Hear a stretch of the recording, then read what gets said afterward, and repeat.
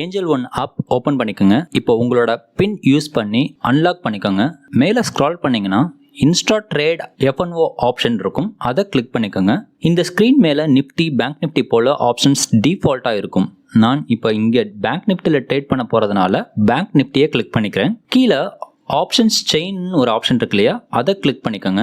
இதுல பேங்க் நிஃப்டியில் இருக்கக்கூடிய எல்லா ஸ்ட்ரைக்ஸும் அவைலபிளா இருக்கும். ஆப்ஷன் ட்ரேடிங் பண்றதுக்கு தேவையான open interest, volume, delta, theta அப்படிங்கிற எல்லா விஷயமும் ஒரே ஸ்கிரீன்ல அவைலபிளா இருக்கிறதுனால ரொம்ப பெனிஃபிட்டா இருக்கும். இப்போ எக்ஸாம்பிளுக்கு 41,400 CE கால் ஆப்ஷனை பை பண்ணணும்னு நினைச்சீங்கன்னா அதோட எல்டிபில கிளிக் பண்ணுங்க. இங்க இருக்கிற பை பட்டனை கிளிக் பண்ணீங்கன்னா லாட் சைஸ் என்னன்னு கேட்கும். இங்க நீங்க பை பண்ணக்கூடிய நம்பர் ஆஃப் லாட்டை டைப் பண்ணணும். பை பண்றதுக்கு எவ்வளவு மார்ஜின் தேவையோ இங்கேயே டிஸ்ப்ளே ஆகும். இப்போ பை பட்டனை கிளிக் பண்ணுங்க. அப்படியே கன்ஃபார்மும் கிளிக் பண்ணணும். ஆர்டர் சப்மிட் ஆயிடுச்சு. இங்க இருக்கிற ஆர்டர் பட்டனை கிளிக் பண்ணி பார்த்தீங்கன்னா நம்மளோட ஆர்டர் ஸ்டேட்டஸ் என்னன்னு தெரிஞ்சுக்கலாம்.